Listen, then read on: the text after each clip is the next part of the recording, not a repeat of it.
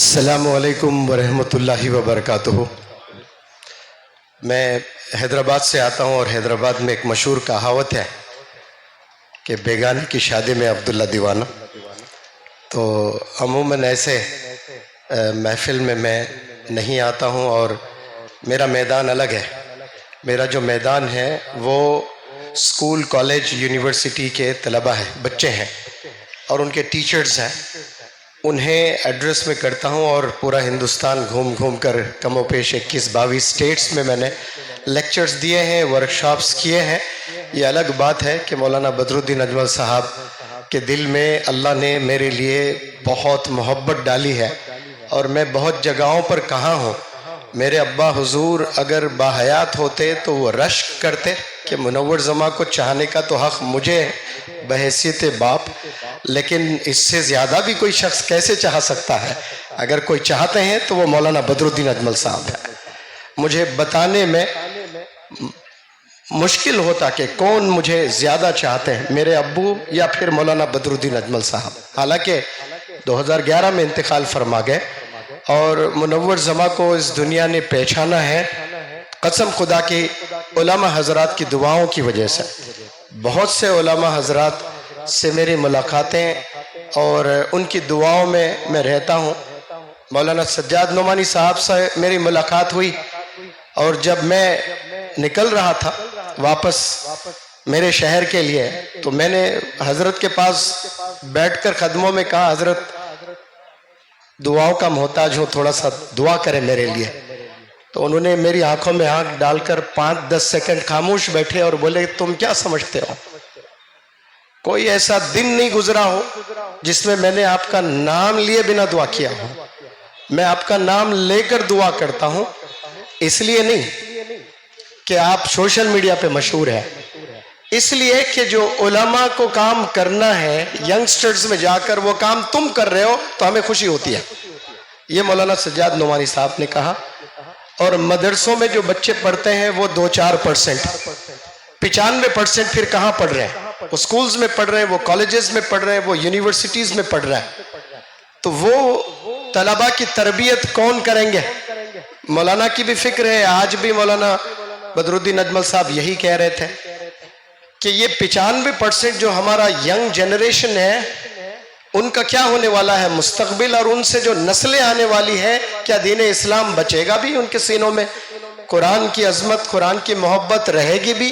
علماء کو پہچانیں گے وہ؟ یہ بہت بڑا سوال ہے۔ اور اکثر میں میری تقریر شروع کرتا ہوں 2-3 باتیں رکھ کر کے۔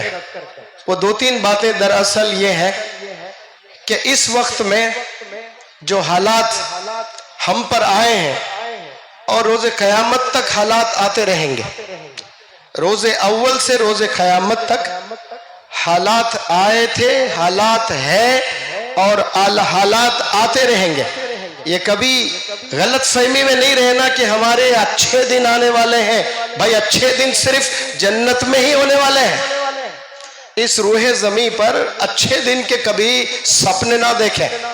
اس روح زمین پر انسانوں کو چیلنجز ہی آنے والے ہیں، اور جو بندے چیلنجز کو فیس کرتے ہیں اور لوگوں کی مدد کرتے ہیں، لوگوں کو صحیح دشا دکھاتے ہیں، گناہوں سے بچاتے ہیں، وہ ٹیچر ہیں، وہ ڈاکٹر ہیں، وہ عالم دین ہے، وہ ماں ہے، وہ باپ ہے، وہ سب دین کا کام کر رہے ہیں۔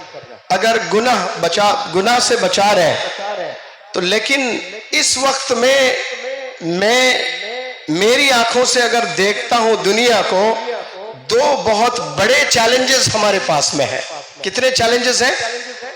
2 بڑے چیلنجز۔ ہو سکتا ہوں کہ میں غلط کہوں اور آپ کی کچھ اور سوچ ہو، تو میں جو کہتا ہوں وہی اٹل ہے ایسا نہیں ہے، یہ میرا نظریہ ہے، میں کہہ رہا ہوں 2 بڑے چیلنجز ہیں اور یہ آلموسٹ امپاسبل بھی نظر آ رہے ہیں مجھے۔ وہ ہے ایمان کی حفاظت کرنا۔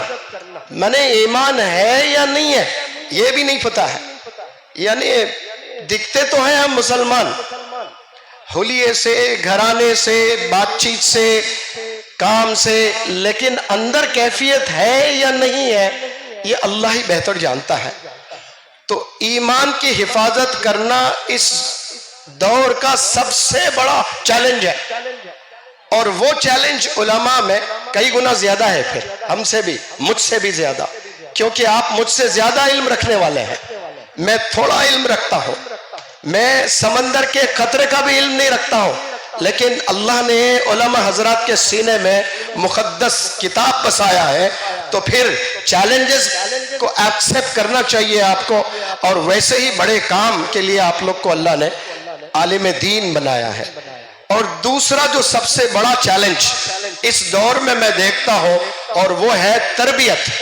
بچے تو پیدا کرنا جانتے ہیں، لیکن بچوں کو تربیت کرنا بالکل بھی نہیں پتا ہے، اور اسی لیے میں اکثر پلیٹ فارمز میں کہتا ہوں، اور بلکہ کہہ کر پھر اللہ سے دعا کرتا ہوں کہ یا اللہ میرے اسٹیٹمنٹ کو تو غلط ثابت فرما دے، تو غلط ثابت فرما دے، تو غلط ثابت فرما دے۔ میں یہ کہتا ہوں کہ اچھے بچوں کی یہ مجھے آخری نسل نظر آ رہی ہے۔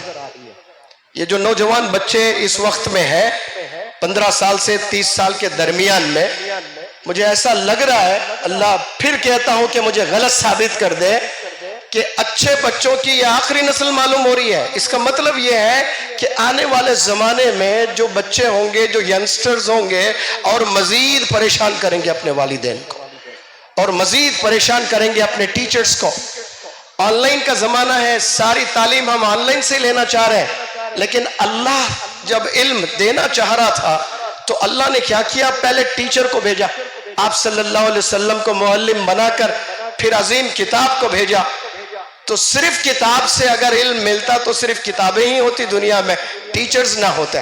اور آن لائن میں جو ایجوکیشن مل رہا ہے ہمیں، گوگل پر جو ایجوکیشن مل رہا ہے ہمیں، وہ سینہ بسینہ نہیں مل رہا ہے، اور سینہ بسینہ جو علم ملتا ہے اس میں اللہ کی عظمت ہوتی ہے، اللہ کی مدد ہوتی ہے۔ تو یہ دو باتیں میں آپ کے علم میں رکھنا چاہ رہا تھا، اور بالخصوص جو طلبہ یہاں فارغ ہے، اب اصل امتحان آپ لوگ کا آج کے تاریخ سے شروع ہے۔ یہ جو ختم بخاری کا پروگرام یہاں پر منعقد کیا گیا ہے، اس میں طلبہ کئی نمبرات سے کامیاب ہوئے، کوئی ڈسٹنکشن، کوئی 80، کوئی 90، کوئی 95%، کسی کو 100% بھی آتے ہوں گے۔ یہ آپ کا صرف اچیومنٹ ہے۔ جب بندہ کوئی محنت کرتا ہے اس کو نمبرات ملتے ہیں، میں اس کو کامیابی نہیں کہتا ہوں، میں اس کو اچیومنٹ کہتا ہوں اسکول کے بچوں کو۔ یا اگر میں غلط ہوں تو بڑے علماء ہیں مجھے صحیح کریں۔ جو بھی چیز آپ محنت کر کے نمبرات لے آتے ہو، وہ ایک صرف آپ کا اچیومنٹ ہے۔ یہ جو علماء حضرات ابھی تازہ فارغ ہوئے ہیں، ان کا اصل امتحان مدرسے کے 4 دیواریوں میں جو لکھ کر جو سند لے رہے ہو، یہ اصل امتحان نہیں ہے۔ اصل امتحان آپ کے زمینوں پر ہے، محلوں میں ہے، دنیا میں ہے۔ تو مدرسے کے 4 دیواروں سے باہر نکل کر جب آپ جاؤ گے، وہ آپ کا اصلی میدان ہے۔ وہاں آپ نے درس دینا ہے، وہاں صحیح دشا دکھانا ہے، وہاں لوگوں کو تربیت کرنا ہے، وہاں لوگوں کو اللہ سے جوڑنا ہے، ان کے سینوں میں آپ صلی اللہ علیہ وسلم کی محبت ڈالنا ہے، انہیں والدین سے جوڑنا ہے، اور اچھے کام کے لیے ترغیب کرنا ہے، اور برائیوں سے انہیں بچانا ہے۔ لیکن یہ کام کرنے کے لیے کوئی بھی بندہ اگر یہ ذمہ داری لے لے اپنے کاندھوں پر، میرا تجربہ کہتا ہے دو کوالٹیز ان بندوں میں ہونا چاہیے۔ ایک ڈاکٹر اگر سوسائٹی کو کچھ دینا چاہتا ہے، سوسائٹی کو بچانا چاہتا ہے، بنانا چاہتا ہے، بالکل اسی طرح ایک ٹیچر سوسائٹی کو اچھا بنانا چاہتا ہے، ایک عالم دین سوسائٹی کو اچھا بنانا چاہتا ہے۔ کوئی بھی اگر بندہ ذمہ داری لینا چاہ رہا ہے، اس کے پاس 2 کوالٹیز ہونا لازم ہے، لازم ہے، لازم ہے۔ یہ 2 کوالٹیز ہیں تو اللہ کی مدد آئے گی، اللہ کا کرم بنا رہے گا، اللہ کا عظمت بنا رہے گا۔ اور وہ 2 کوالٹیز کیا ہے؟ علم نہیں، اور واز کرنے کی قابلیت نہیں۔ یہ وہ کوالٹیز ہیں جو اللہ کا کمانڈ آپ صلی اللہ علیہ وسلم پر آیا، پہلے دین پھیلانے کا، تو کمانڈ آیا پہلے اپنے گھر والوں کو آگاہ کرو، گھر والوں کو دین سکھاؤ۔ جب آپ نے سکھایا، پھر ایک کمانڈ آیا، اب چھپ چھپ کر دین سکھانے کی بات نہیں ہے، ابھی آپ نے عوام میں جانا ہے، اب سب کو دین کی دعوت دیجئے۔ تو جو حکم آپ صلی اللہ علیہ وسلم جاتے ہیں پہاڑ پر کھڑے ہوتے ہیں، مکے میں کھڑے ہو کر لوگوں کو جمع کرتے ہیں، اور ہونا تو یہ چاہیے تھا کہ آپ صلی اللہ علیہ وسلم کو سیدھے سیدھے اللہ کی بات بتا دیں، کیونکہ اللہ سے عظیم کوئی ہے ہی نہیں، اور اللہ نے جو کہا وہ سیدھے سیدھے بتا دیں۔ لیکن آپ صلی اللہ علیہ وسلم نے اللہ کے میسج کو نہیں رکھا، اس سے پہلے گفتگو کی گاؤں والوں سے، مکہ کے رہنے والوں سے، مکہ کے باشندوں سے آپ نے گفتگو کی۔ ہونا تو چاہیے سیدھا سیدھا میسج رکھ دیں، لیکن آپ نے امتحان لیا، امتحان عوام کا نہیں لیا، امتحان خود کا لیا۔ اور کیا امتحان تھا؟ ایک سوال پوچھ کر کہ ان دنوں آپ مجھے کیسے پائے ہو؟ جواب ایک ساتھ آیا سب سے کہ الصادق الامین۔ تو وہاں خوش نہیں ہوئے، پھر پوچھے اگر میں کہوں پہاڑ کے پیچھے سے ایک دشمن کا لشکر آ رہا ہے اور آپ پر اٹیک کرنے کے لیے تیار ہے، کیا آپ میری بات پر یقین رکھتے ہو؟ سارے بندوں نے ایک آواز میں چلا کر آواز میں کہا یا رسول اللہ، ہم آپ کے باتوں پر وشواس کرتے ہیں، ہم یقین رکھتے ہیں